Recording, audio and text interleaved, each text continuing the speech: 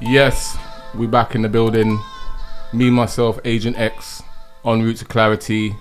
Episode, we don't know because we stopped counting. The draw out.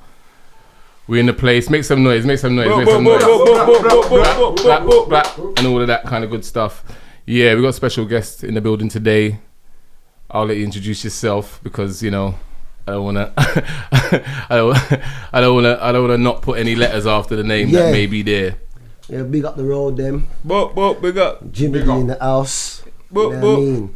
The one crickets. You know what I mean? Yeah. Okay. Yeah. Okay. So you say that now, but also I would have thought you would have promoted your business. Okay. Because obviously give a little bit of background to yourself, who you are, for the people who don't know. You know what I'm saying? Okay. I'm the CEO of Crikesh Clothing, manufacturing designer label from Tottenham. Yeah. TOTH. Get some noise for that, man. Yeah. Some noise for that in the building. Yeah. Okay. Yeah. Put a lot of work in the hood. Do you know what I mean? Yeah. So you have. Where you from? Yeah. Tottenham, born and raised. Okay. Yeah. Very much so. Very much so. Mm-hmm. Okay. So with that said, you are a businessman. Do you know what I mean? Mm-hmm. You run a successful clothing company. Do you know what I mean? But that's not where your business acumen started, is it? Really? Let's be real. You've been doing. Yeah. You've been business minded. Let's say for a long time. Yeah. You know what I mean? I'll let you say where it started. But for me, what I'm saying is that I do know personally myself that you still own another company. Yeah. Which started a long time ago as well. Yeah. So do you want to speak on that? Or should I speak on that? Why not? Yeah, man. Yeah. Okay, cool. Well, let's just start from the beginning. Where would you say your business acumen or your love for business started? Really was a youth.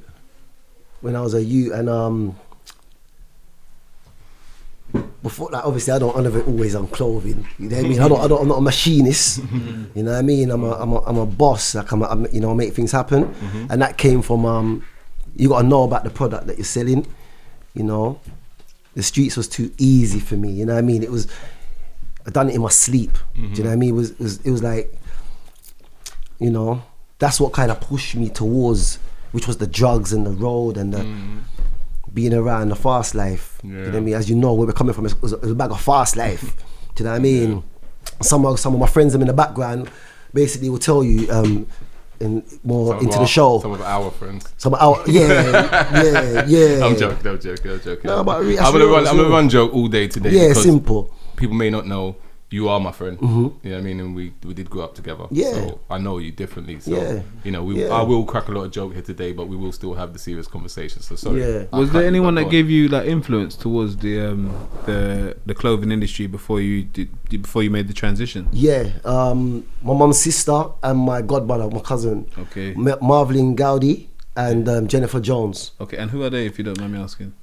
Basically, one's my mum's sister. She's a fashion designer. She brought a lot of people. She's a fashion guru. People like Alexandra McQueen. Wow, a lot of names, you know what I mean, without name dropping. And then there's Marvelyn Gowdy, which also done a lot of. She's a dressmaker for wedding dresses. Okay. In the designer world. Okay. So she's done a lot of wedding dresses for like people that's high up. And with me, I never really had that aspect about clothes. Yeah. Always just love clothes too. Yeah. Daddy and them, man, our days, they love clothes, you know what I mean? And even that. Yo, Jeremy, so cool, man, you know, see the man that asked me the things style. You don't change it, man. You don't change it. You don't change it. Let me tell you something. The only reason why I'm interjecting quickly, is because when you're saying that, your love for fashion with like our parents and that, and the big man them who like their clothes and whatever. What was the first clothes store you can remember seeing growing up? Right. When I was that done clothes that we would want to wear. I'm just giving you throwing that in there. For me, when I was a youth, the first man I know was a guy called John. He's Nigerian, Ghanaian, man married a lady named Avril. They had a son called Kingsley who became my friend. Yeah, Kingsley Lane. And they owned, I don't know if you don't know where Scorpio Chickens first was the very first place Scorpio Chickens was, on the corner on Bruce Grove there. They owned that shop, yeah, before Scorpio Chickens. And that was one of the first places I saw where black people can go and get their clothes as black people. Yeah. Obviously you had Davis's and Mr. Byrights and all of them, the one of the two Indian greet man them shop there on the high road. You remember Byrights and Davis? Of course. Alright, boom. Yeah. Boom.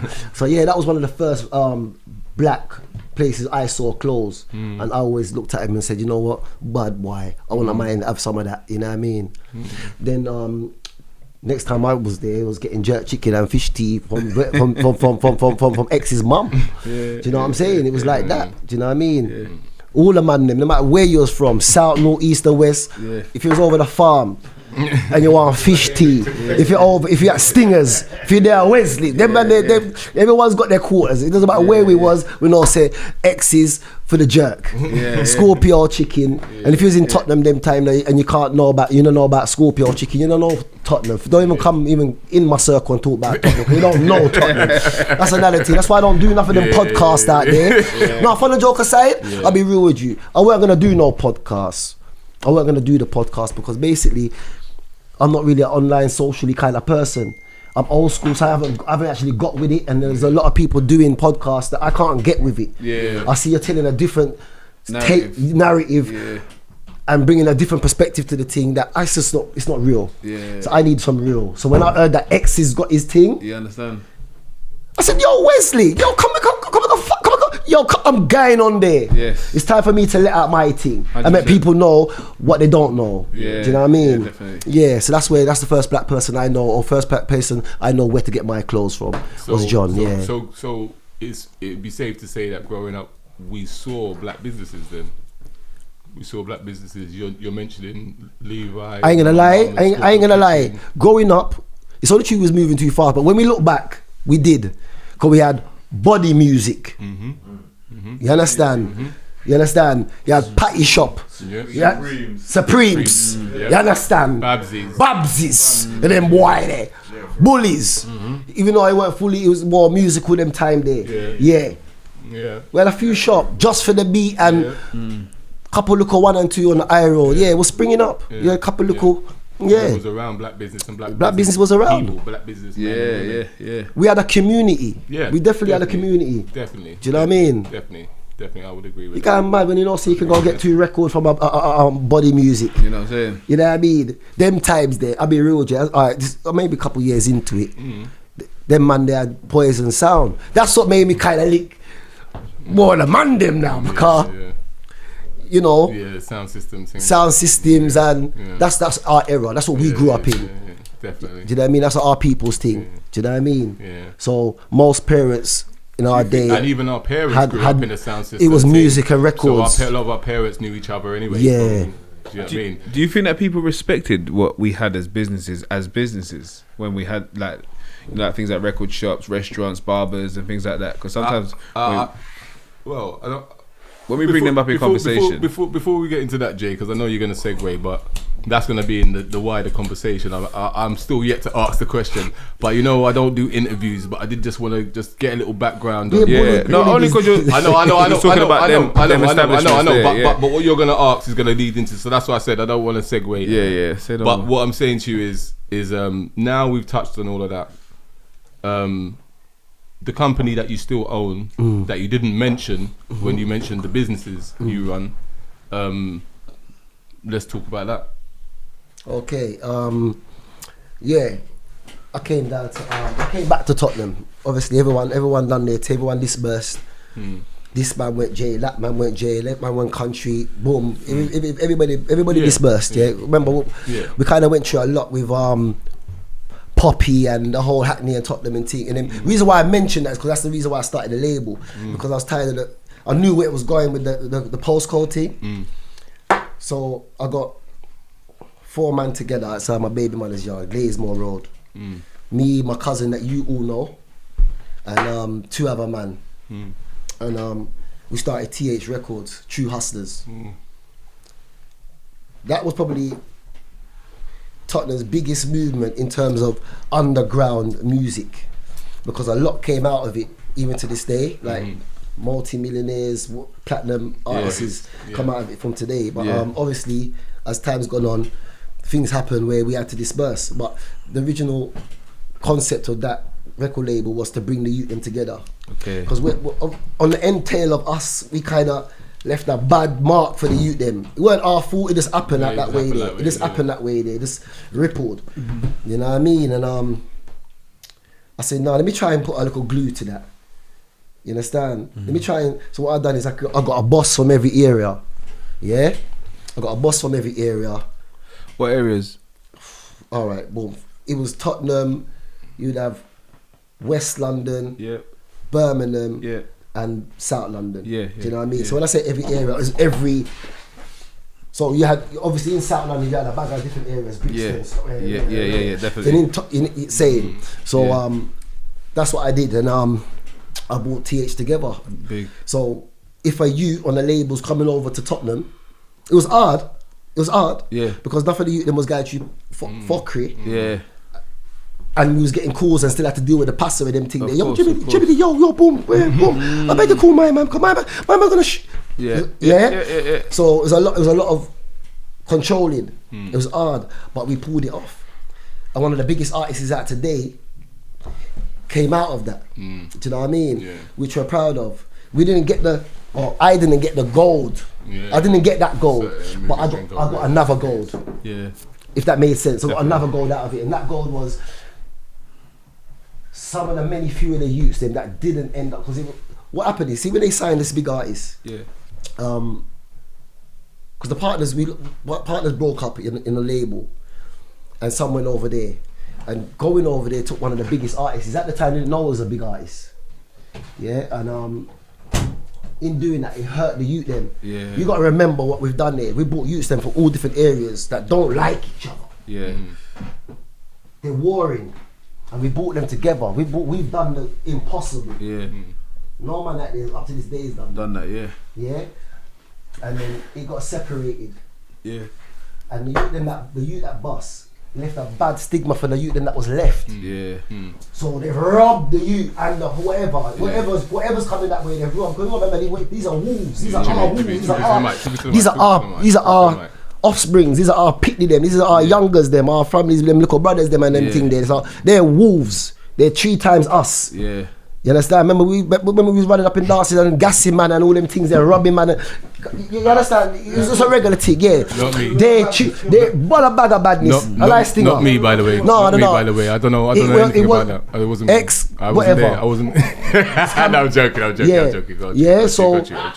So it took a lot to get them to that level, and then it broke them. That one little chain broke them. So what I was trying to say is, out of that, I didn't get the gold because of the signing of the other when he got signed. But I got the gold because the youth that got left behind, some of them followed the steps that I made now, and end up being their own kings, their own gods, which they were anyway. You know what I mean? So it's good that happened that way. It's good that happened that way. And I still own the label. Do you know what I mean? See?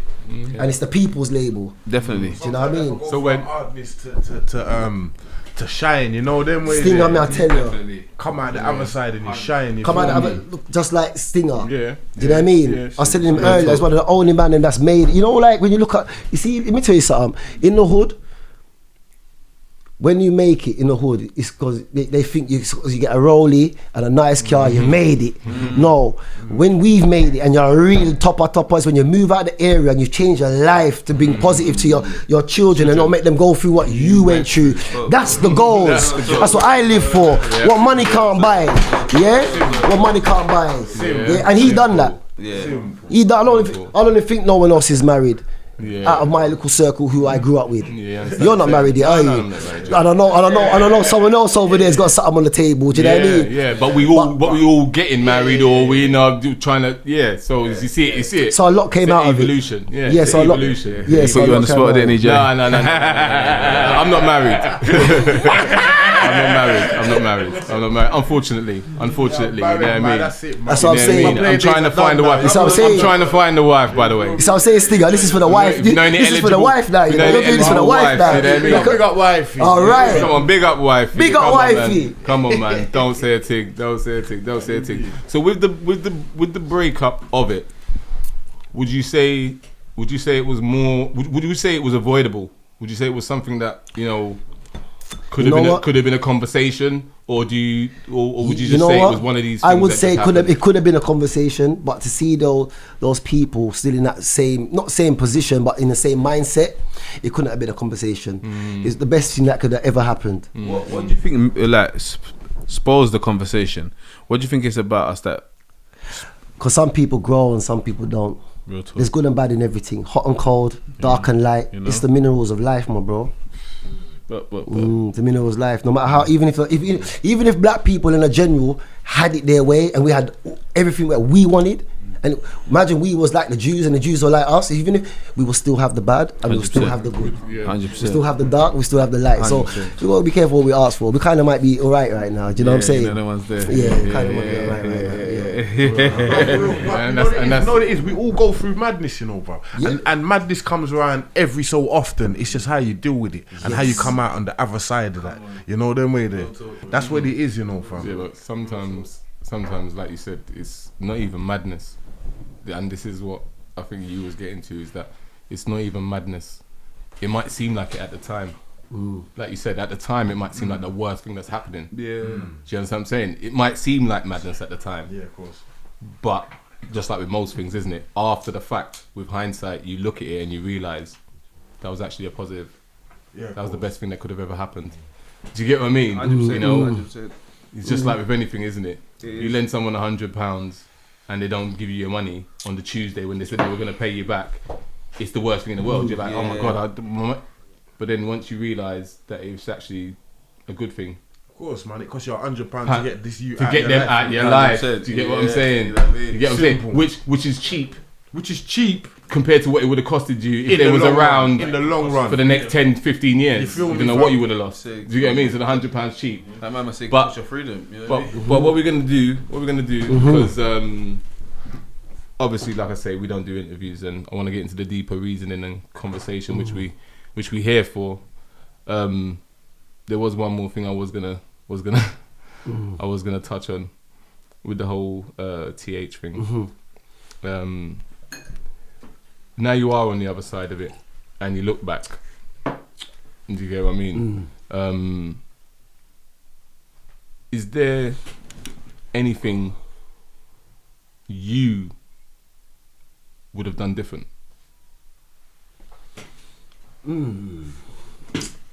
Yeah. I would have done it without certain people. but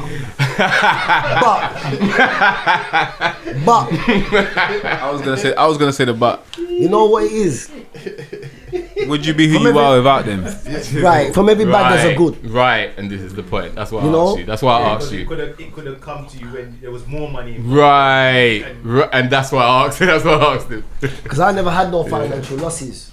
Like I said, I had more deeper losses, which was what the youth them were getting through. Do you know what I mean? So, yeah, no, I don't regret nothing though. No, I don't regret nothing. No, I know we don't live with regrets. I know we don't live with regrets. I like Stinger.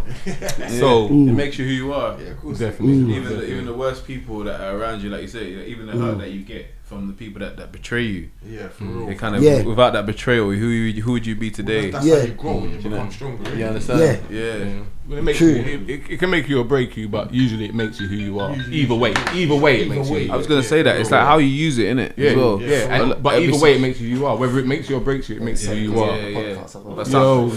Yo, what kind of thing this, man? This is what I'm saying. What kind of style, like, yo? But not everyone's proud of who they are. Do you get what I mean? Yeah, they're not. But like I said, we'll get to the wider question, which is, because obviously I got to ask the question. I think you kind of get how this goes by now. I asked the question, and the question is, black businesses. Is there a lack of them? Yeah. Let me finish. Let me finish. Is there a lack of black businesses? Do we have a do we have these issues that are specific to us that stop us starting them or producing black businessmen and women? Or is the crabs in a barrel mentality and the lack of common unity within the community more of a detriment to black businesses than anything else? All right, boom. Yeah, number one to that first question, because you're like a machine gun. You lick about 5 questions at me one time. You know what I mean? And we're meant to spread this out. It's meant to spread. You know what I mean? We're meant to spread this thing. And then he tells me that I'm segueing. You know what I mean? He's segueing. You know what I mean? Pull out the whole segue. Pull out the whole segue and start this team. Yeah. I forgot from 3. You know. Yeah. You're good. I forgot from 2. We smoking, nigga. But yeah. Hey, so am I, man. Yeah. I'm in. Like to the first one. Having the businesses that I've got and knowing how I've done my businesses, yeah, there's the lack of black businesses. To the crab loaves thing, to the crab in a barrel thing. That's not just here. That's generally all around the world. As a black people, we. It's black or poverty. No, because I think it's black because even when they make the money and they're out in a different at a port, I noticed that they move a certain way. I'll give you an example that I'm one of the only black manufacturers. I am the only black manufacturer in Tottenham. Yeah. I'm the only black manufacturer in North London. Yeah. I don't even know if anyone else in London where I can go and get clothes made. Because I've had people from South, North, out of London where they come down to me. Yeah. But do you highlight yourself as a black manufacturer? I'm a black manufacturer. I've been doing my manufacturing for years. No, but do you feel like you need to highlight yourself as a black manufacturer, like when you're doing your business? I don't know. What's highlight? Sometimes when we say this black business thing, yeah, it's nice and that, like, in terms of the narrative when people are talking about the black business thing, yeah. But sometimes I don't feel like we need to highlight ourselves as a black business. No, but the fact that you exist, close off the market. But that's the question. The thing is, that's the question. No, the thing is, it's not so much even a question of like, and that's why I asked. That's why the question is twofold. Is because when people say black businesses, like I say, your business exists. Yeah. And you are black. So that is a black business. That question. Do you understand what I'm saying to you? But that is let me just finish. Yeah. Your business exists. Yeah. You are a black business. Yeah. Do you get what I'm saying? So what I'm saying is the problem that we don't have enough black businesses, or is it the lack of common unity within the community and the crabs in the barrel mentality that is the real detriment towards black businesses? Why there isn't enough growth? And let me give you an example. I'm just going to give you an example, yeah?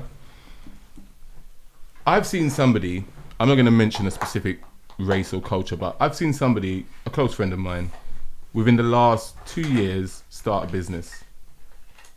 And his community has literally promoted it, got behind it, just patronised it. Do you understand what I mean? Yeah. And that's just off the back of him starting a business. Do you know, and he's one of their own. Sometimes, so Jay, I feel like, do you know, like when we was talking about things like I said earlier on, I was saying the body musics, the barbers and the things like that. I feel like we have our thing as black people that we do as businesses, yeah? And there's other ones that obviously, like every other culture, we can generalize the things that they do as businesses, but there's also things that they do away from our knowledge, you know what I'm saying? So like I say, we're in many fields that people don't see. Exactly. And we have many businesses in fields that people don't see. But there's businesses that are highlighted, do you know what I mean? Like and when they are highlighted, like let's say for instance, people will highlight someone like Jay-Z because he's an entertainer. Do you know what I mean? So there's someone that they see and he's doing something that they like and fantasize on. Do you know what I mean? So they highlight things like that. But when it comes to like being in an English country, like we're in a country that's very multicultural. Like when we go to the Turkish shop, they don't highlight it as a Turkish business, even though we know it is one.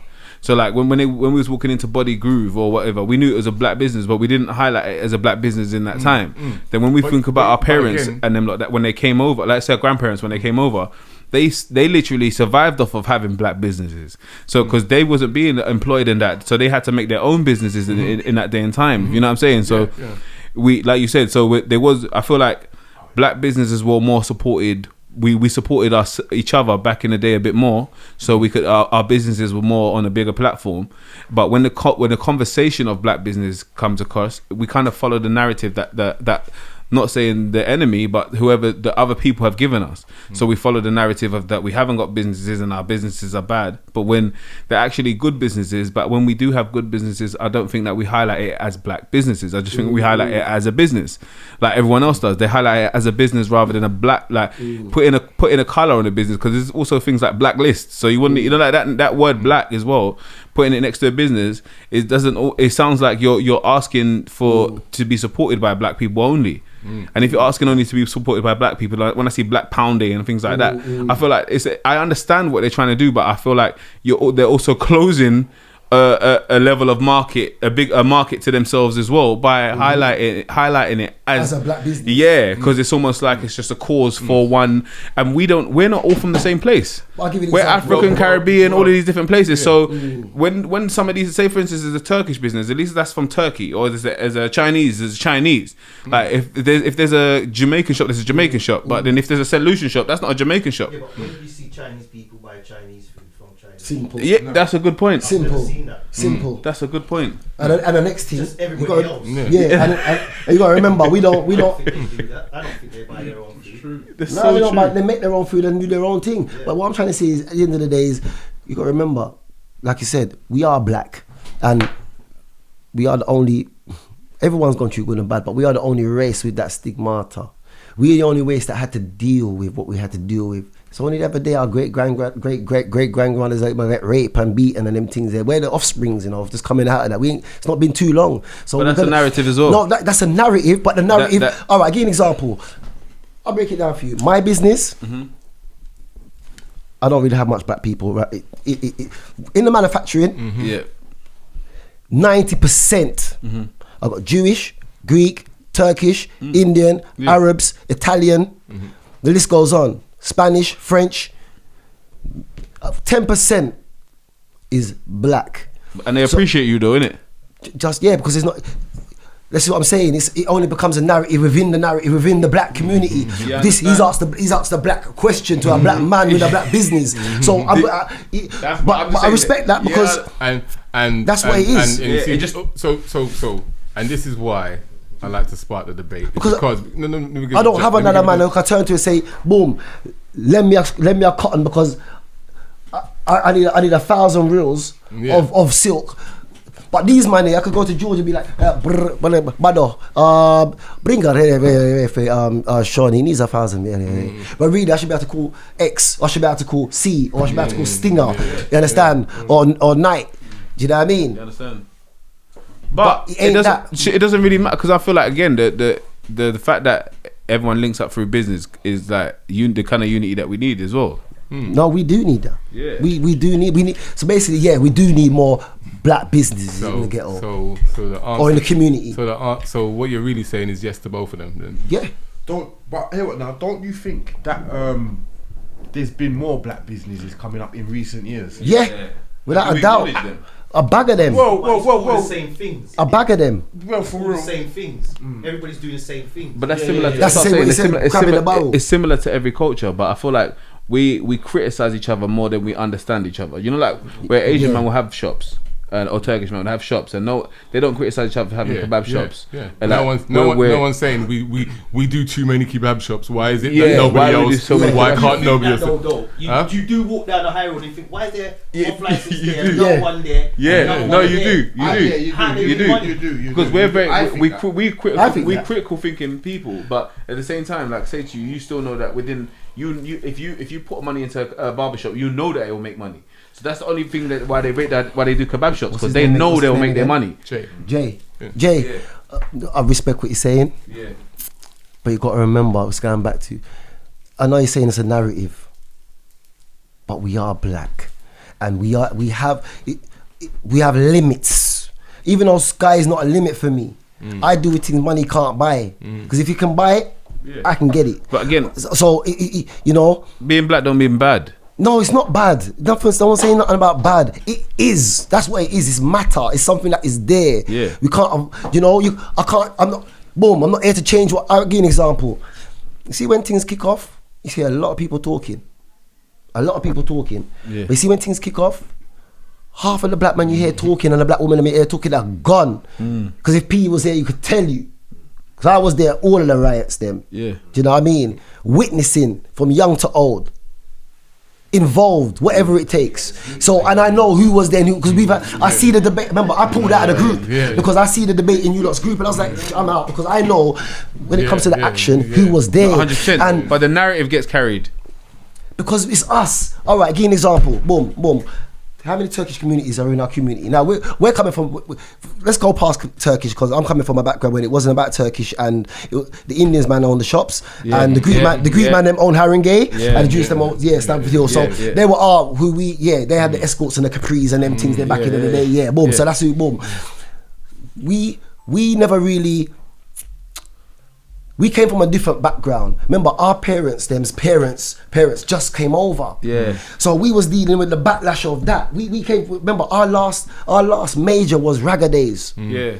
But before it came out of culture. Their cloth, the people that came over first, their cloth was a bit more stronger than us in terms of what they were doing when they came here. Because it was laid. You understand? We ain't got nothing laid. But they wasn't expecting them much. They knew they had to do it for themselves. Which other race, apart from us, was suppressed under colonialism? Probably loads. Asia, loads. Here, loads. It's a victim mentality. Loads. Are you crazy? Are you crazy?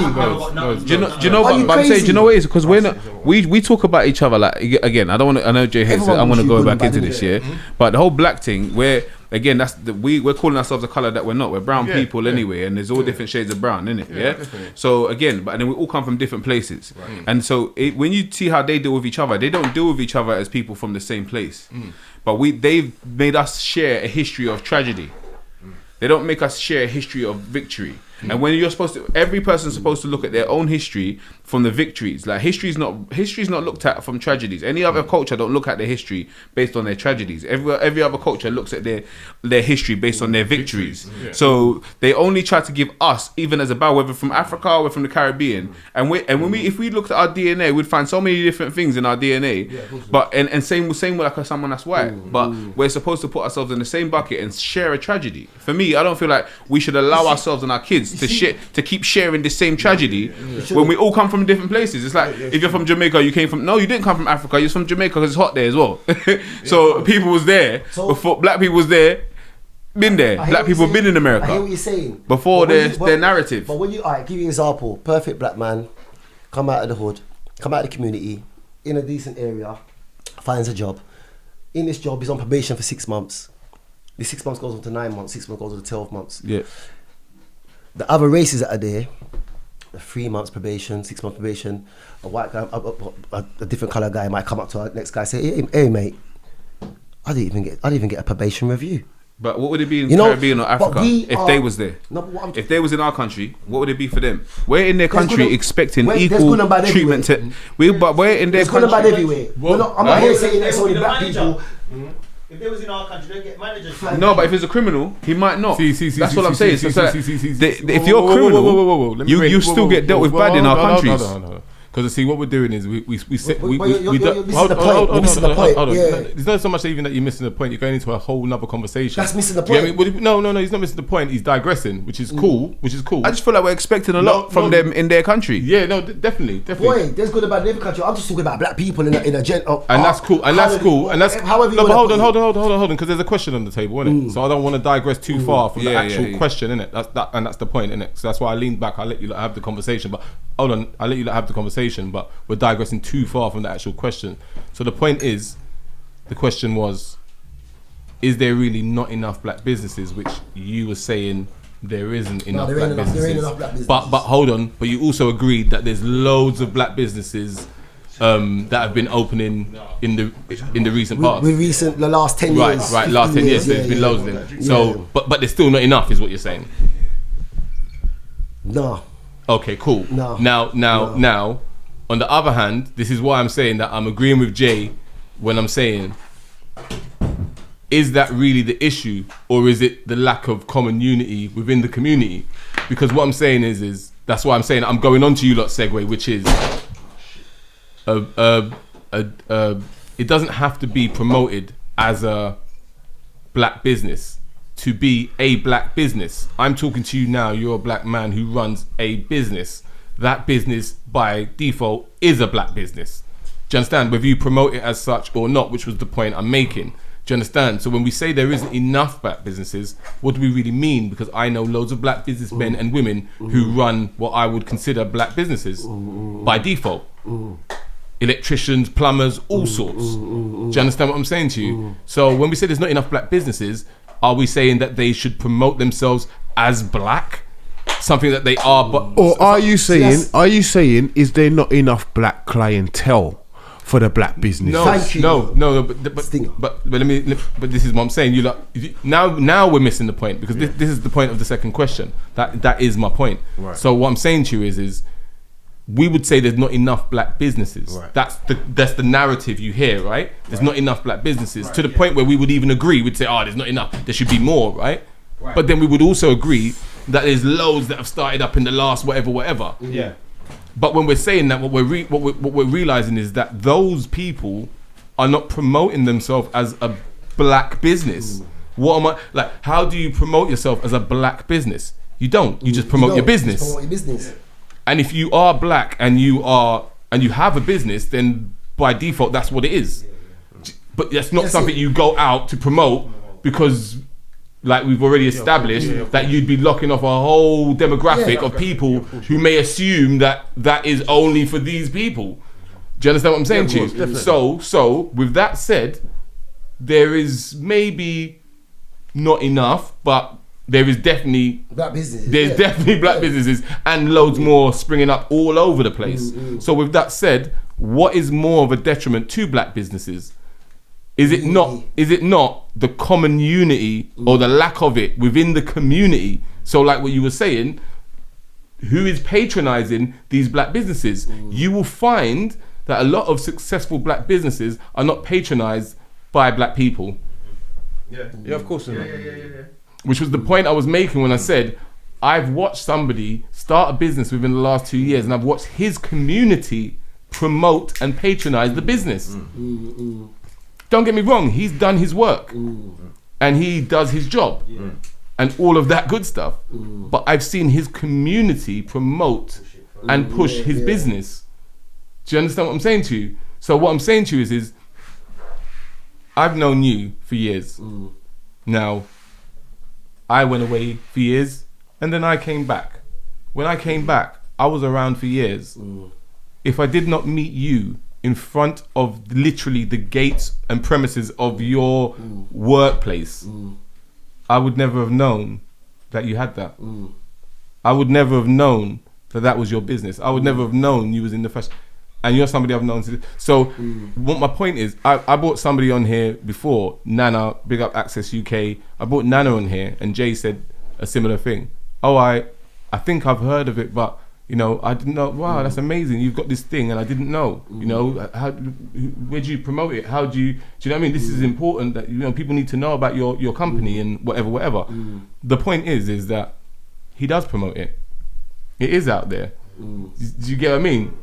Loads of people know about it, but loads of black people will tell you, I didn't know, or I didn't hear. So my point is if I know you, and we are in the community, how can I not know that you have this business? Yeah, of course, definitely. If we are people and Jay's in the community, how can he not know about Access UK? Do you see what I mean? It's about promotion. No. Is it about promotion, or is it the crabs in the barrel mentality? This is what I'm saying to you. So again, you've already established that your thing didn't, the TH records, that broke down. Do you know what I'm saying? Now, I'm not saying that it's a crabs in the barrel mentality, but what I'm saying is that at that point, where is the common unity? within the community. Because remember, the actual thing itself was born out of community. Do you get it? But then money, innit? Money gets involved in things. That's it. So then people change when money gets involved. Okay, cool. Okay, cool. That's fine. Not only that, you got to remember the black culture. Not Indians or Asians or whatever you want to say. They help each other. Same with most other cultures, they will help each other. We like to stunt on each other. That's just a black thing, innit? Like, we want to know who's got the biggest rims, who's got the biggest chain, which man's got the blingest watch and rare tear. And that's how we move. So that could be another reason why we don't promote each other or each other's businesses as much as, because we don't want to see that person bad mind get too high, right, because we want to be higher than that guy there. Right. But just to touch on something you just mentioned there about the showing off and flossing on each other, you have to also remember that because of what you lot was mentioning before about the whole black stigma and all the rest of it, nobody really wants to swap places with you anyway. So, like, you can't really floss on anyone other than yourself. Because no one else cares. Yeah, of course, no one cares. But the thing about it is, the sad thing is though, they do. Because I don't know if it's they care, you know, because you got to think. All right, they might not care, but they care enough to do what they do the lesser. They care enough to do the lesser. I hear you. You know, I mean, I'll give you an example. Like, there was a volcano eruption the other day in St. Vincent, and one day I said, you know something, I'm doing something about it. And then next minute, the next person said, you know what, I'm coming in with you, this girl. And then all of a sudden, got comedians on, like big comedians and actors and everything, they're contacting us, Costco, Tesco, people it was overwhelming. I want to do this thing here. And I realized, when we do put our mind together, when we pull off the impossible, like literally, there's nothing that can stop us. Do you know what I'm saying? But when we do a business or when we want to progress in something, there's always that colonialism in the mind. There's always that kind of even just in the back of your mind. It's like you don't want to see your own program. I don't live like that, but I see it. I'm in it. Yeah, of course. I'm in it. You know, that's why I went the way I went. If that makes sense, you know. There's a lot of follow fashion. There's a lot of doing things for other people because of what they think, or do you know what I'm saying? And that's what social does. That's you know what the thing is. That's what we promote, though. These are the things that we promote in i.e. Music, TV, and all them kind of things. We promote champagne popping. We promote champagne popping and man driving the big whips and all them watch kind of things. And these are the things what make us not want to promote each other, like you said, as much as we want to. Or as much as we should. We should promote each other. Of course we should. We should go to our black businesses and purchase stuff. Of course we should. We should promote all our black stuff. The stuff is good. Yeah, of course. You know? Like, you can't just buy it just because. Just because it's a black business. Yeah, of course it has to be. It has to be a good product. It has to be. It has to be. Definitely. That's first and foremost. But we have to get behind each other and stop the let me bling on this man here mentality first before we can start promoting each other. Before we reach that stage there. You know what I mean? Yeah. You got to think like I said before. Look at other communities, like when they all pull together and now this one's got a shop, and they pull together and now this one's got a shop, and now they pull together and now this one's got a house. Pull together. We don't do that. That's not a thing that we do. No, we have to go off and do our own thing. And do it ourselves, and then people say, all right, you done your thing, bedroom, you know them with it. But we don't sit down and say, all right, let's all pull together and you do this and you do that and you do this and you do that. It's an individual thing. It's just our culture. I think that we do it within households, but we don't do it within the wider community. Within the wider community, for real. We do it within households, but we don't do it within wider communities. Yeah, we don't. And obviously, part of that is the breakdown of the family and all of that kind of stuff. But with the business side of things, I just think that, like I said, we grew up around black businesses, if that's the word you want to use. And like Jay said, we didn't call them that when we was growing up around body music it was just called body music. Somebody else told you that it had to be a black business. We didn't call it a black business. We saw all sorts of people in body music. No one even told us that. It was always body music. It was just body music. I never bought no black. Even like when you say when you're gonna get a trim, your man say, "Yo, where you going?" My guy is Supreme. You're not gonna say, "I'm going to that black man." I'm going to the black business Supreme because I'm black and with the blackness. Of course, you know. Me, you, and Alan, rest in peace, would walk into Supremes and get a trim.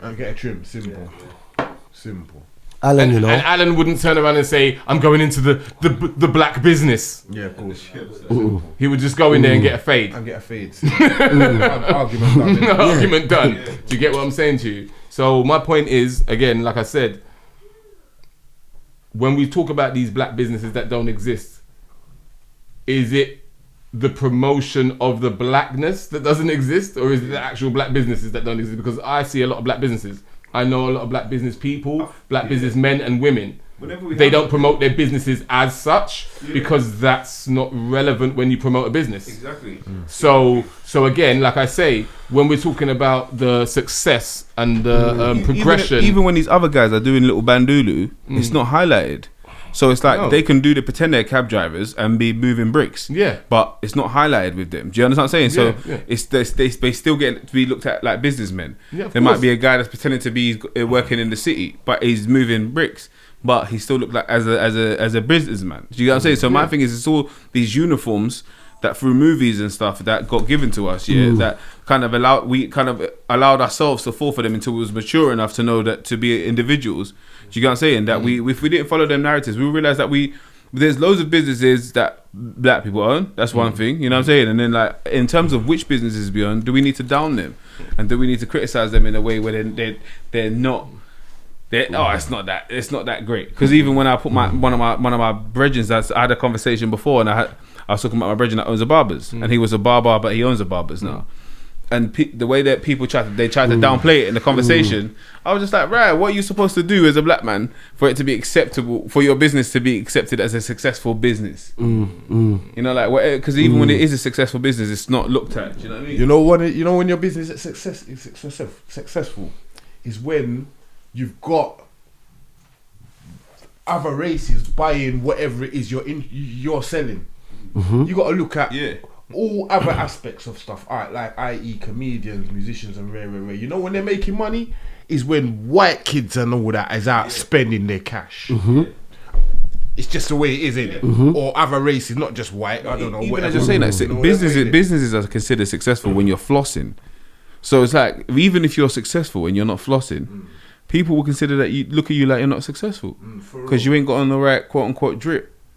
That depends on your age, though. No, 100%. But you know, like even when you do get older, you realize that still people at our generation will respect someone wearing a certain thing over someone that's just being casual. But they're the ones that are stuck in it. They're the ones that they're not the genuine voices. I'm just thinking this. This is Jimmy. Right, for instance, how would you score your business as a success? Out of a number, like out of 10, like I don't know, like let's say, do you care whether it's black people or white people, or Indians or whatever buying from you, or is it an issue that it's not so many black people, or is that an issue for you, or do you know what I mean? You don't mind? Do you know what? That's actually a good question.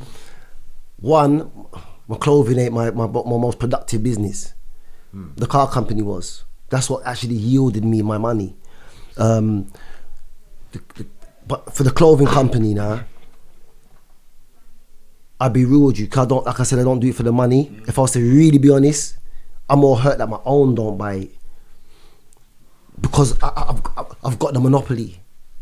I'm in a place where I've got the monopoly. Like I said, that was 90% of other races buy my or I do business with, and it's the 10% of my own. I don't want my own to buy. I want them to learn, so they can the generation can do the same, and they can know the rag trade. They can know that, I want to leave my magic. But why do you feel like that? Because if another race said that, if another man from another race said that, we'd call him racist. Because I can't. No. Like I said, no. Another man said from another race said like, I want my race to da.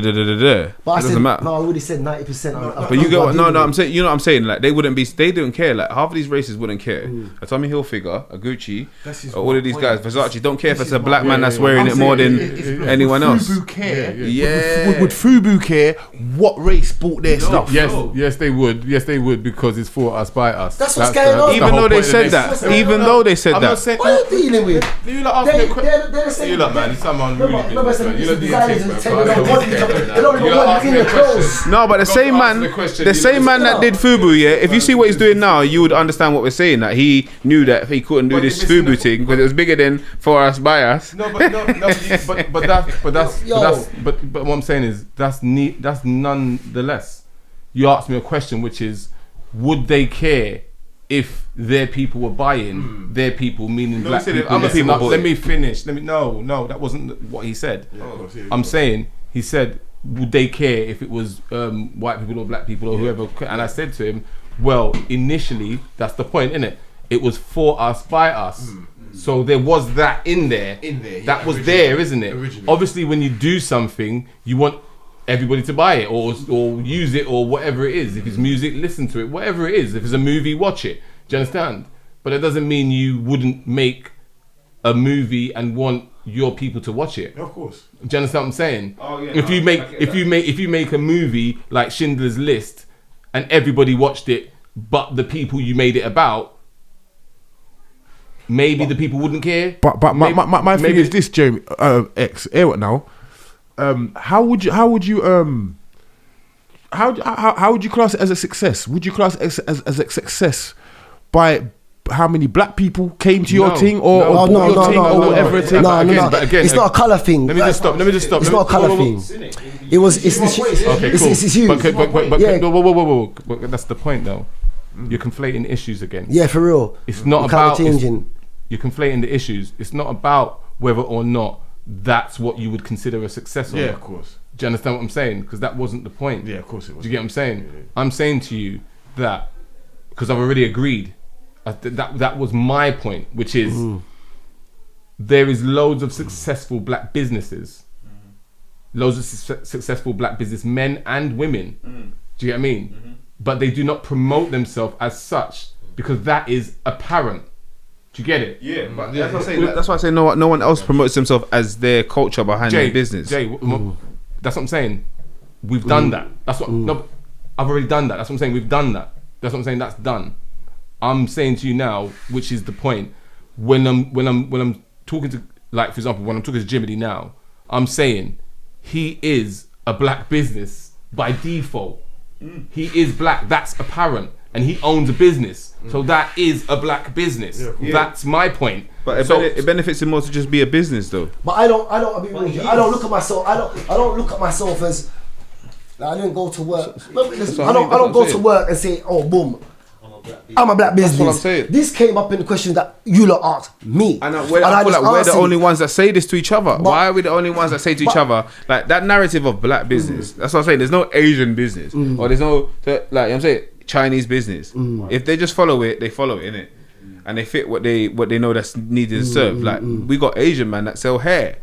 That's more for our community. You know what I'm saying? That's a black business. Do you know what I mean? But they're not. It's not black people that own it. But in terms of the consumers of the packs, you know what I mean? It's black people. So it's almost like, in terms of what a black business is and what a black ownership is, it's two different things. Because I feel like we should more concentrate on black ownership, because that means when we're talking about black ownership, that means everyone can buy, but it's black ownership.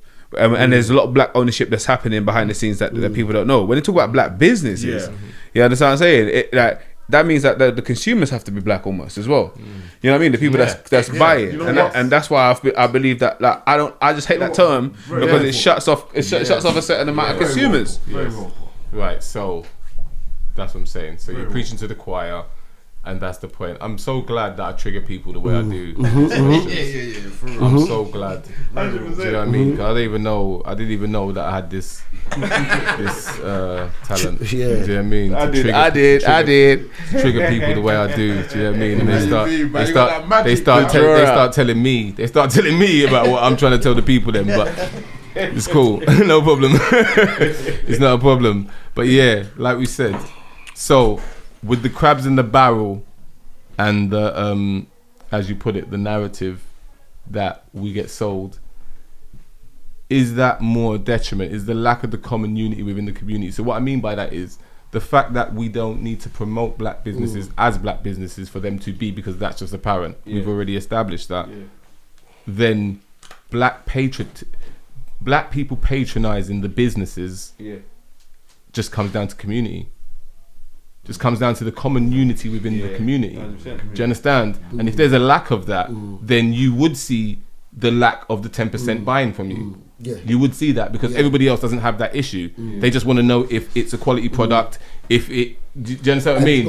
And whatever, and then they'll buy from you. Do you see what I mean? They don't care about who you are or whatever. Do you see what I mean? They just care about the product and what it is they're trying to buy. Whereas somebody who knows you, who looks like you, who might have had an interaction with you, who might have a cousin who looks like you, just what I mean, might not want to buy from you for many different reasons. Because, like I say, usually when we're coming into interactions with each other, like I say, most of the people who have done you wrong look like you. Do you get what I mean? So you're more likely to spend your money with someone else than you are to spend your money with that person who looks like you. Do you get what I mean? There's enough different aspects of it. All right. A lot of things are controlled. I need some heads on this one here. Cause I know you lot got sense. A lot of things are controlled. Like one of them is the rag trade, and that's another reason why I come into the rag trade, because I noticed the rag trade is controlled. Yeah, it's done. It looked done. It's done. No. Alright, cool. Yeah, sorry. Go on. Yeah, and basically.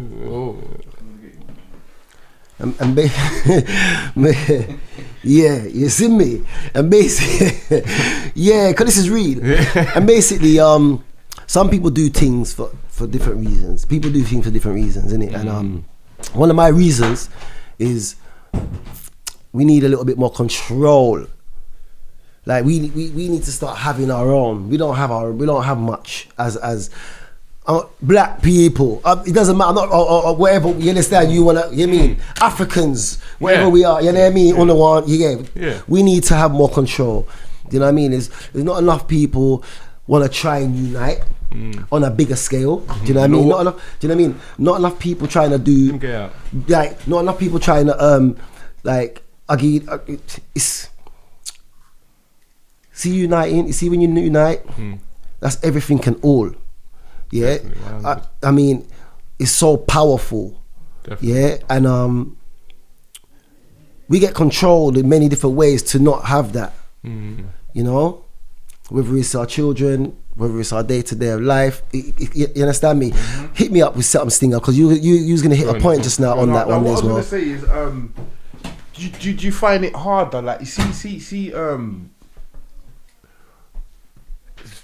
you have to be someone like Jeezy or someone like that in order to be more promoted.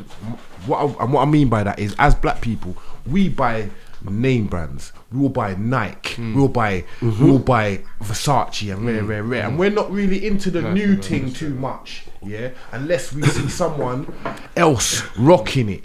You get what I'm trying to say to you? We're not really into the new thing unless we see someone name brand rocking that thing there, is my point. So you think that would help probably promote your thing? Without a doubt. You know, I mean, like I said, there's a different stage of it. For every stage, doesn't matter. On the clothing, yeah. But you sound like, when you say you're a distributor, your thing is already deeper than a lot of people's thing. Yeah, because I'm making.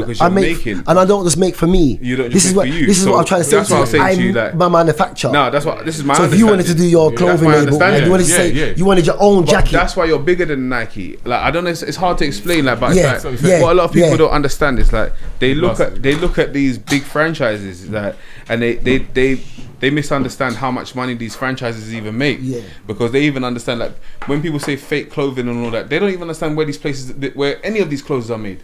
If they knew the information of where these clothes are made, then you can talk about fake. Yeah. You know what I'm saying? But a lot of the time, people don't, we've gone so far past it. Like these new labels, like D Squared and all of that, they're like 5 years old. But somehow they was able to go straight to the top. But it does. So it's like if I wanted to make a D Squared, I'd come to him. Fact. So it's like when you actually understand the makings of it, you'll understand. You know what? It more benefits to be in your position than even to be a Nike, because now Nike can't just make for anyone. You know what I'm saying? And then if they do, it becomes lawsuits. Yeah. But you know what else as well? It's gotta be promotion as well, because you gotta think you gotta think of stuff like Boohoo and all them kind of companies that have only come up in the last 5-10 years. Now you see them adverts all over the gaff. Sorry, you see them adverts everywhere. So you have to, it's got to be promotion. It's got to be something. If you wanted to, that's the same. For instance, if he wanted to turn around tomorrow and make a glam and blow it up, he's got everything in his power to do it. Yeah. So sometimes that's why, if you notice that all of the, let's say the music game, the people that are the most powerful are the people that worked in the dirt when there was no money. So, but now they're actually powerful in the game because they was there when it was there from the beginning. And we got to remember, as you know, there's a lot of lie. Like you might see a lot of multi-millionaires on the screen, but ain't actually multi-millionaires in the jeans. You know what I'm saying? And reason why I know this, because I've got millionaire friends. I've got friends that come from my position and where I am, and I've flown to see them man there, and I'm like, rah. I see them American man there, I see on TV and them thing, they're jewels up and them things there. That's not where they live in. Right. That's not where they drive in. He's like, bruv, you know what, they rent now and they hire. That's their thing. And but let me tell you something, I live this life in the real. Everything is back to back. Do you know, from the ground up. Come on. You know what I mean? And that's facts, big facts. Right. Big facts. Do you know what I mean? I've seen it. I've few of our friends them fly to see a certain one of our brethren, and it's the same thing. And they're like, rah, boom. You know what I mean? Yeah. Like I said, boom, I've seen, look, I've got a friend here right now, I ain't seen for how many, 20 years, 15 years, he's married. Yeah. He ain't doing it for, they're not on TV and fucking social and Instagram and them things, they're doing it for the gram. We're doing the real life shit here. And that's what counts. That's what I live for. It's hard because they give you that avenue and say that's the only way out. Do you know what I mean? But it's not the only way out for me. It never got me there, and I don't think it's gonna take me. I don't know what it's gonna do, because it's hard, because like I said, they get to you for your children, for your boys, for your girl. Do you know what I mean? Why you on the babes? I saw you on. You know what I mean? I saw someone on the thing. How comes you ain't on there?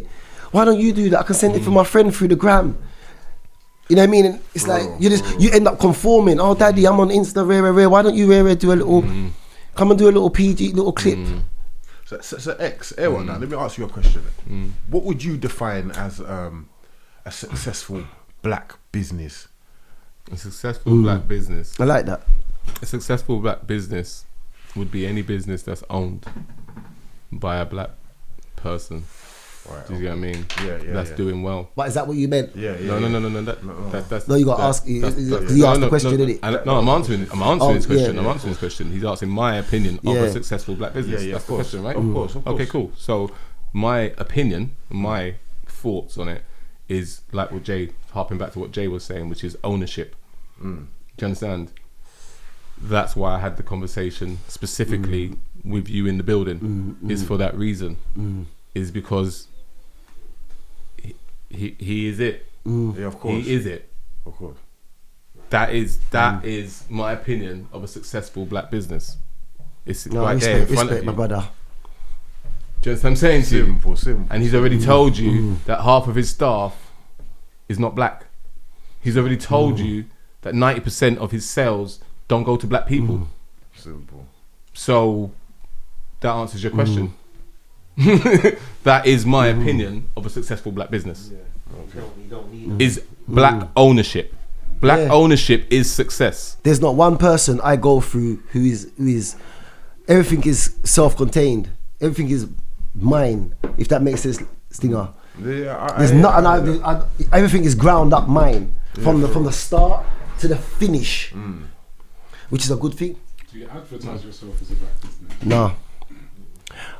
What I do have is I got more black models because obviously, like I said, the rag trade is tailored. You know, a lot of discrimination in the rag trade. We got a lot of big women in our culture. You know, we've got a lot of big men. So it's like black businesses advertise themselves as black businesses. Yeah, well, as a white business. To avoid the discrimination and just the stigma attached to You go on my team. It's not that. It sounds bad, but to get a fair shot from the off, to not have a full start. For real. Yeah. I know people who employ people to go and front it for them in presentations. Blatantly. I can tell you that right now. Do you get what I mean? They literally pay people to go there just to not have to front it from the off. Which again, like I say, you know, people would say, but why? Because that's the name of the game. The name of the game is to get the contract. That's the name of the game is to get the contract. The name of the game is not sit here with your feelings. That's the bottom line. The name of the game is to get the contract, not to get your feelings. The bottom line is. Do you understand what I mean? This is my point. This is why I asked you like that before. Why I said how do you define this success? You get me? Because it's not about you're not aiming for a specific. You're not aiming. All right, you're a black business, but you're not aiming for black clientele. No. It would be nice if black people bought your stuff. And black people was interested in what you was doing. Yeah, of course it would be. But your whole point of your business is to be a success. And to be a success is to sell whatever it is you're doing. Bottom line, innit? To anyone who would want to buy. To anybody who would want to buy. Anybody who would want to buy. True, yeah. And that is the long and the short of it. That is the long and the short of it. There's never been a time I've turned around and said, I'm not selling that to him. That's never, that just hasn't crossed my mind because I'm a people's person. So you know.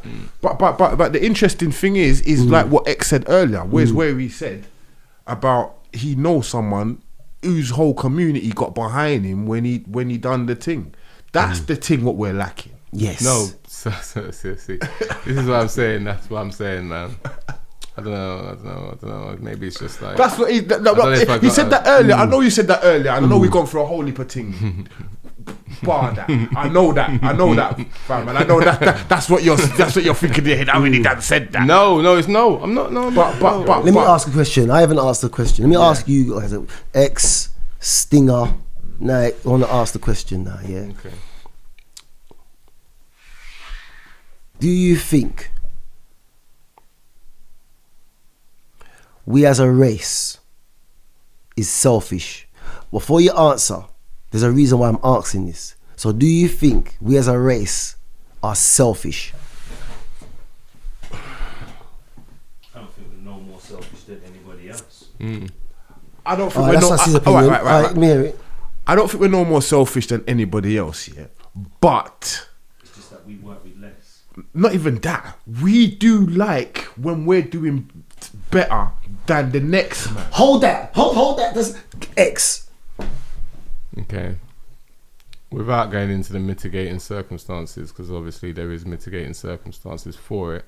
The reasoning there's reasons behind it, but without going into them, I wouldn't say we're more selfish than anybody else. But what I would say is that the way we display our selfish tendencies is completely different with like each other than it would be for somebody else. You know what? Exactly. Now reason my dogs them. The reason why I asked this question is because when I meant by selfish, like I deal with things for legacy. You know, like I live for my children. We don't. The thing about it is, we kind of do live for our children, but we don't actually live for our children. Meaning, will you walk the street with a hole in your shoe, and you can't even drive again because you need to save, because you know you got to put that child through private school, private tuition, private classes, private hospitals, private, rare, whatever it is, because you know you want the best for that child, yeah. You know, do you work to have, you know, your bricks and mortar or your, you know, your property or whatever not to leave for your children? Like, I mean, we've got a problem with that. We have got a big problem with that, because if you know what I'm saying, is like with the Jews, yeah, and even certain Greeks and certain, they do things for, not just for now, and not just for tomorrow, and not even for next week. They do things for 10 years in front. When I speak to George, I'm scratching my head. I just don't get it. These are multi-millionaires. I know everybody's got their choice in the way they want to live their life, but these are old men that's old, and they've lived a certain life, and they don't whatever they live is still all left. It's literally everything is for the next and the next. We don't really have that. I'll give you an example. I'm an average Jamaican man or average African man or whatever, average black man. 70 to 80% don't. There's many few, even though we have our intentions, like, you know, something, that's my you. I live for my you. What do you mean? I live for my you. It's not everything on my you. But is everything really for your you? I know a lot of people that don't really have nothing, but you're still busting a champagne and because I hear it all the time. You know, when you hear these podcasts all the time, and like, this is the community. This is what we, you know what I mean? You're out. You spend 5 bills, and you know, forget about what you got guide off your children. But even just to move the next step, do you know what I'm saying, Stinger? The man, they get up every morning, sometimes I'm up 4 in the morning, 5 in the morning. You know why? Because I'm saying to myself, I can't make my you got you, but I got you. My team was evil. I saw too much evil. Straight. And they don't have to see that evil, because there is a better life out of that evil, without a doubt. Without a doubt. See that comes with generations, though, innit?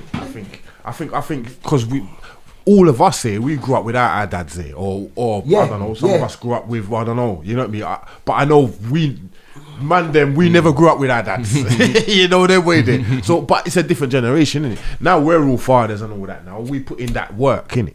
Yeah.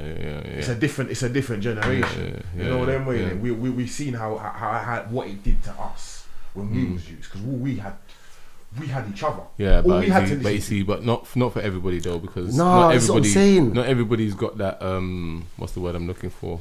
Emotional intelligence. You get what I'm saying? Some people, they don't have that emotional intelligence. You know what I mean? They don't have it.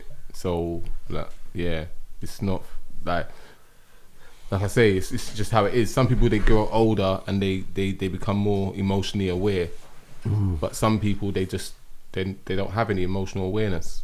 So it's things like children and growing up and where like I had this conversation before about how when you look back at your how you were parented, you know, there'll be things that you want to change or you would do different with your own children.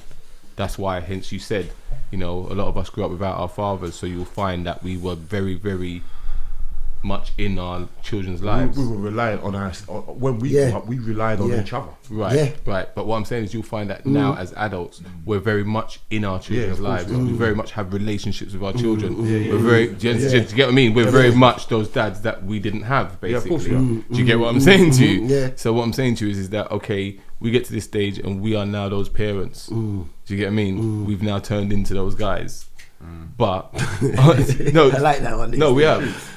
We have. You think about it. Just think about it. Like, so our children, whether you do have the bricks and mortar or you don't, the fact that we are constants in their lives means that they will never have to live with the evils, like you said, that we may or may not have grown up with and around. Do you get what I'm saying? Because we are constant in their life. Do you get what I mean? So that is the evolution. Do you get what I mean? So just that. But my point was, so this is the point I was making, is that everybody isn't that. Do you get what I'm saying to you? Yeah. Some people are constant in their children's lives, but are just visual aids. You're just somebody I can point my finger at and say, that's my dad. but he don't do nothing with me. So whether he's there every day, 24 hours a day in the house, it's irrelevant. He couldn't tell me nothing about anything. He has nothing, no knowledge to depart upon me. He has no input in my life, but he's there every day. He's there every day. Champagne I bust per weekend, brandy I bust per weekend, rum I bust per weekend. Yeah, it's real out there. Do you know what I mean? It's real out there. You know, so what I'm saying, and then you got dads who are in their life and they're there and around and are, for the best of their ability, partaking with their children, but what are they really showing them? Because when you look at what they're doing, like you said, the rum's busting on the weekend, when you hear the tunes they're playing in the car, picking up the youths from school. Now. And that's my point. That's our generation's kids. And that's my point. And that's my point. This is what I was going to say. I was going to say, well, because we're in our kids' lives now, like what you're saying, like our dads weren't in our lives as much as we are now. Will we have see when they want to do businesses and all that, will their businesses be different in the future? Okay, so this goes back to the point I was making earlier, which I don't think, that's why I tied it all in. I don't think people really got it when you said I hit you with the machine gun at the beginning, the 5 questions. It wasn't really, it was 2 questions, but they tie into each other. It's a 2-shooter. Yeah, it's a 2-shot. I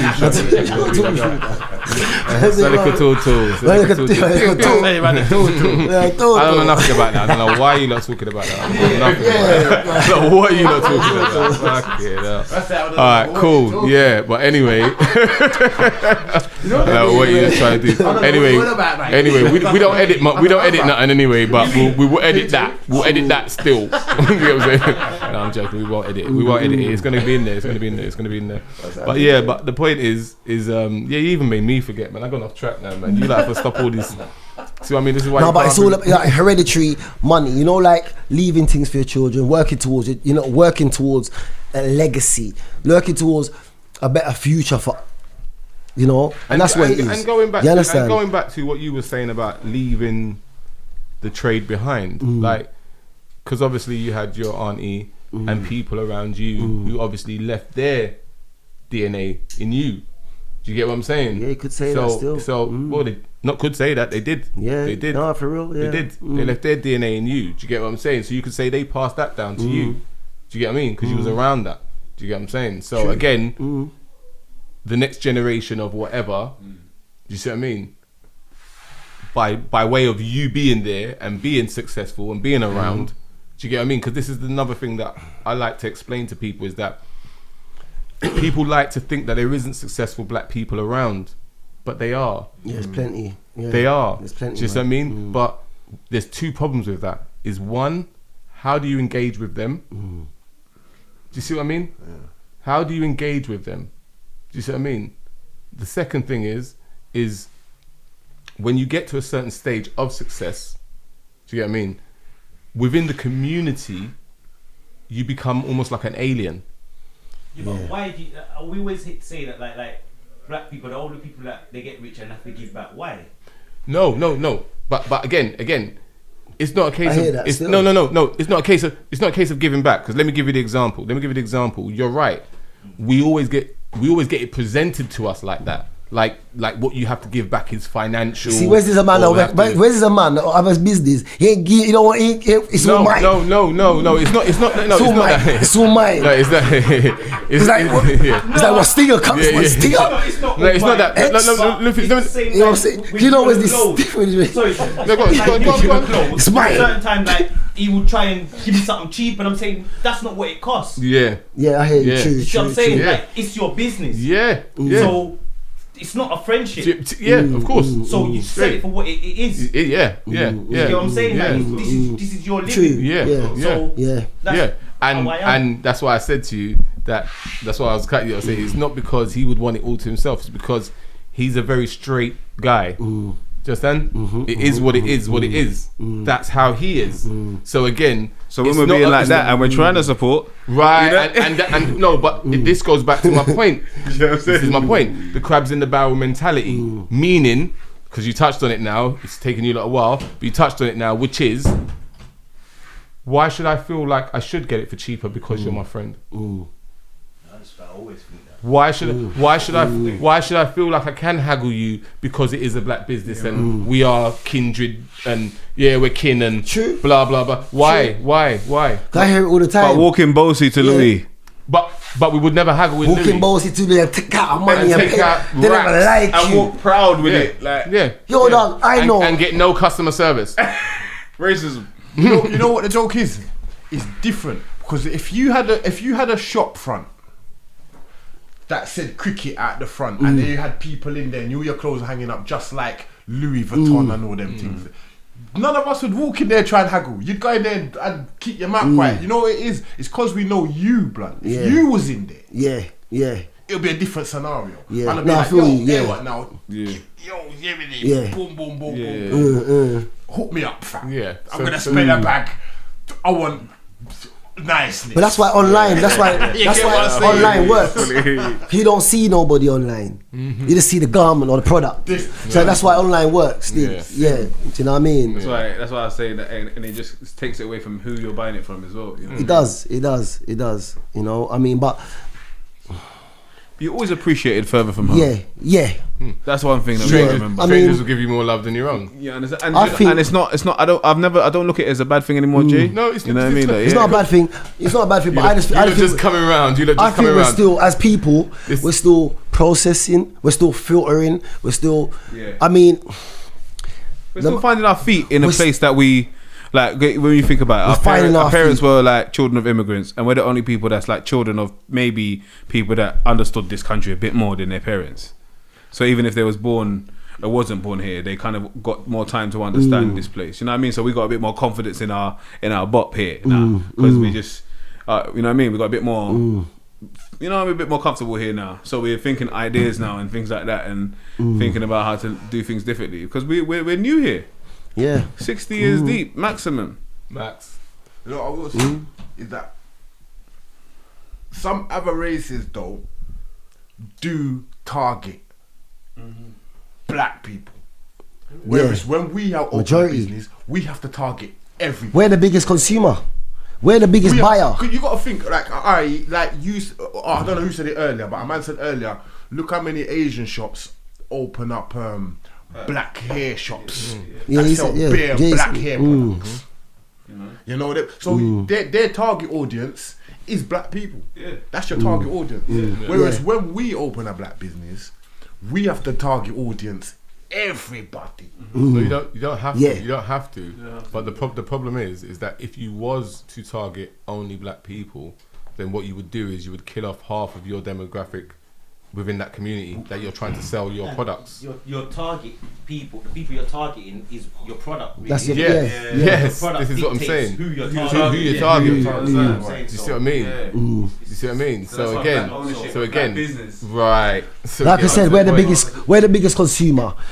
Not only the biggest consumer, no. When I say the biggest consumer, we as a race are the biggest consumer. We're the biggest buyer and we're the biggest product outsourcer. Meaning, we're the ones who they get from. Whether it's our minerals, whether it's our whatever it is, whether it's our cloth, or whether it's obviously you got India and so on.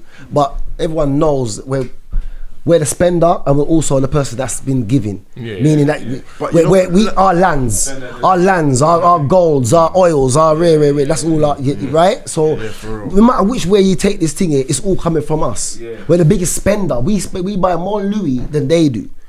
The average. Without a doubt, hands down. I think that's what your ex was trying to say earlier. If we're the biggest spenders, why don't we spend so much on our own black businesses? I'm sure that's what you was trying to say earlier. If we're the biggest consumer, like what you said just now, because you just said it. But we are the biggest consumer. We are. If we're the biggest consumer, consumer, that face, but that's how it's supposed to be. If we got the answer in 2 minutes. Then the show done. My dog. That's what I'm saying. You get it, Wiz. That's the whole point. Spark the debate. It's about the conversation. It's about the bit in the middle. Yeah. That is the whole point. The bit in the middle. Yeah, or it wouldn't be a show. It'd just be a question and an answer. You see, like we spend drift. We just spend. It's like we were all natural. We attract to these things. We attract to money. We attract to gold. You understand? We attract to nice things. It's used to get us. You know what I mean? It's just in us. You know. Do you know what I mean? And I just think, you know, no matter which way we turn, it's always gonna be like that. You know, life experience has got nothing to do with how much money you got. Yeah. And one thing we do know how to do as our people is we know how to enjoy life. Even in the worst circumstances, definitely. We take a rough life easy, turn good, turn rough to bad. You know what I mean? Turn bad situation good, turn positive to turn negative to positive. And that, if anything that defines our culture is that. You know what I'm saying? That the fact that we can turn a negative to positive. Do you know what I mean? So it's like when it comes to clothes is a big part of that experience.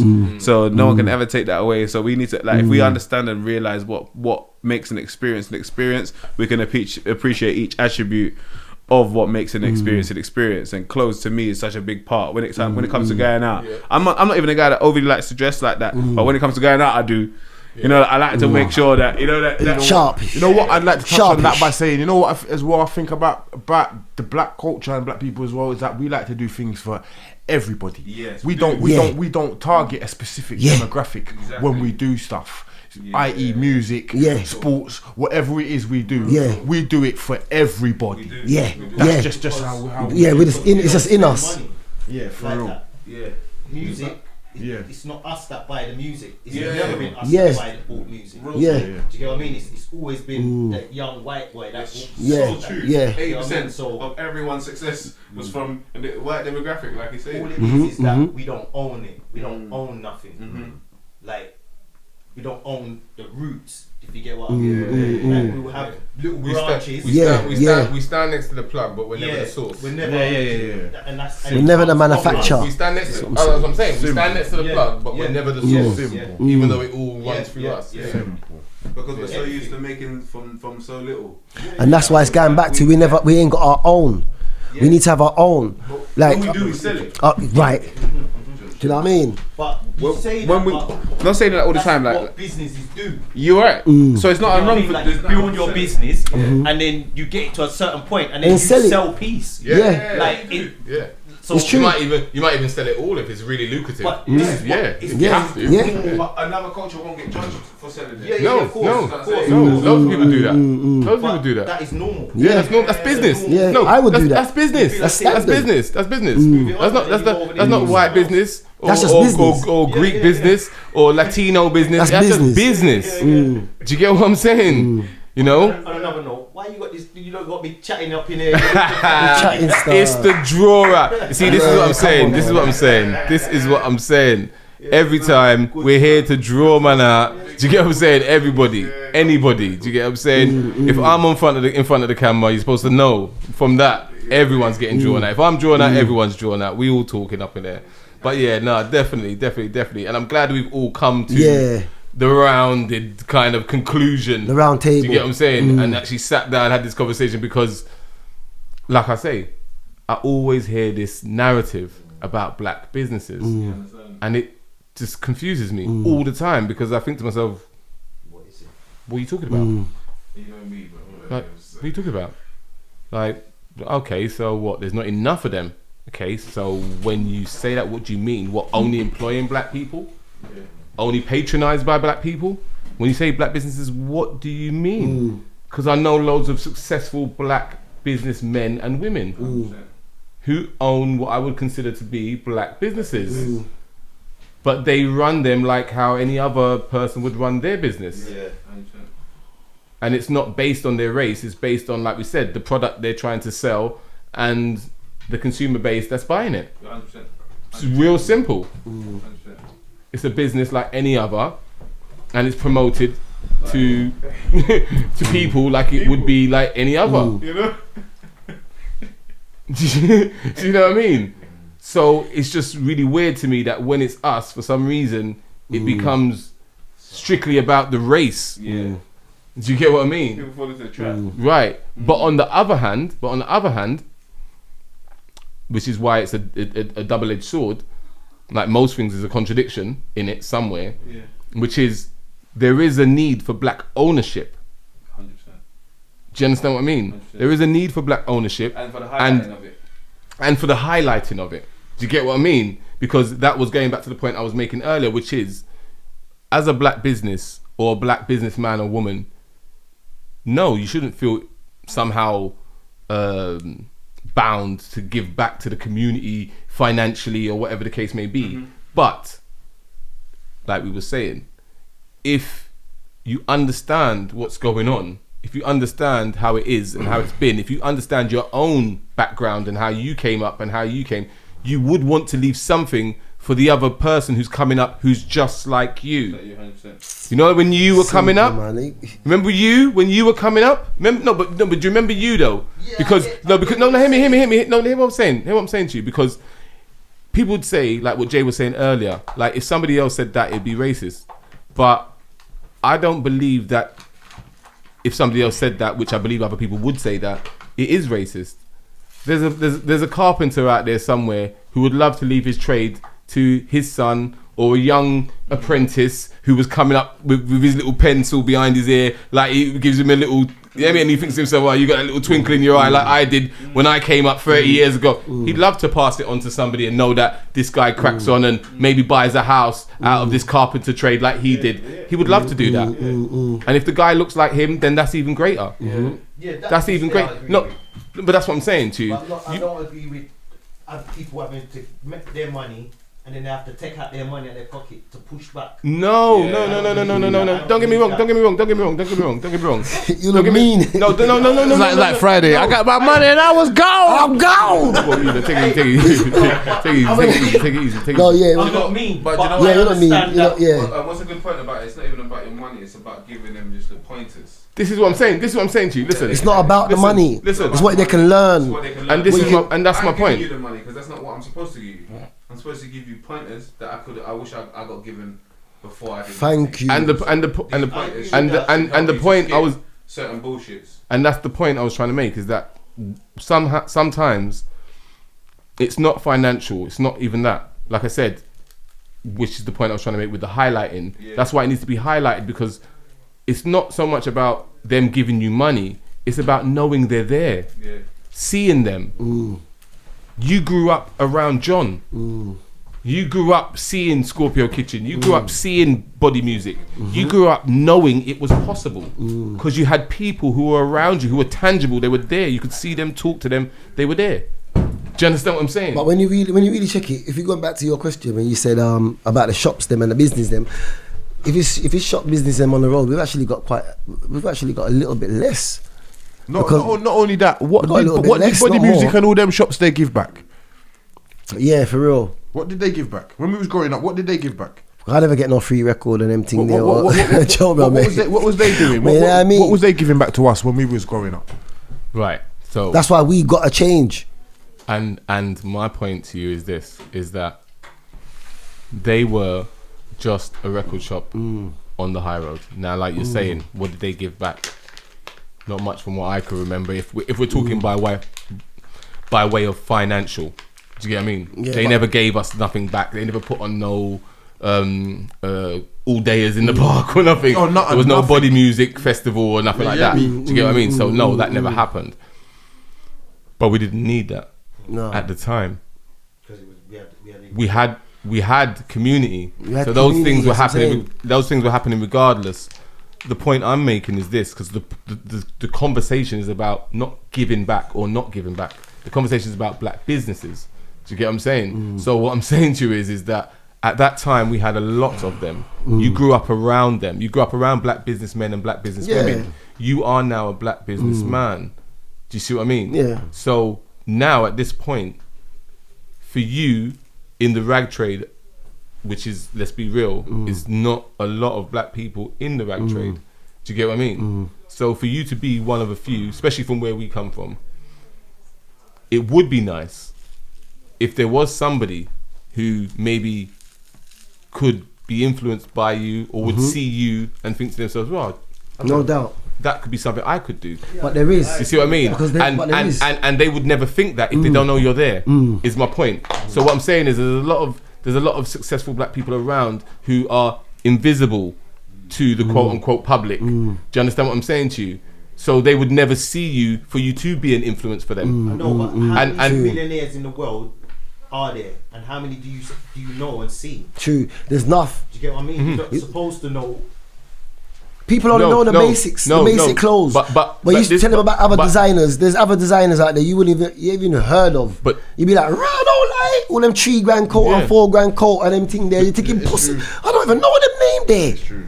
The thing about it is, there's the other side of it as well, which is, what do you consider to be successful? Do you understand what I mean? See, because there's black doctors in the community. Do you see what I mean? And when they're highlighted, do you see what I mean? It's neither here nor there because nobody places importance on doctors. Do you see what I mean? So no, that's big. Doctor, that's big. No, we know it's big. Yeah, you don't hear about it. Right. Yeah. Do you understand what I mean? And those people are there, Do you get what I mean? So don't get me wrong. You're done. Simple. So don't get me wrong. That is part of like the real issue. Do you know what I mean? That needs to be addressed, which is basically, one, how do we stop people putting that stigma on young black businessmen and women who are, for all intents and purposes, going to be and can be successful, but have this thing over them why they need to feel like they need to be doing it for the wider culture for some reason. Do you get what I mean? When in reality, all they have to do is just have a flourishing business, which is the success in itself. And find who you're supposed to find. Just be successful. Own your business and be successful. Yeah, simple. That's the point. Do you get what I mean? Simple as that. Simple as that. So yeah, we're gonna round up. As I like to say, I want to respect Jimmy for my coming G, in. my brother. You done know. Yeah, love for that. Big up Stinger. my brethren Knight in the background for coming in. Big up Stinger, you done know. Big Mac, Jay, everybody, you done know already. We're out, en route to clarity, the draw out. One more time. Dislike, unsubscribe, unfollow. We out. Brah, brah, brah, brah, brah.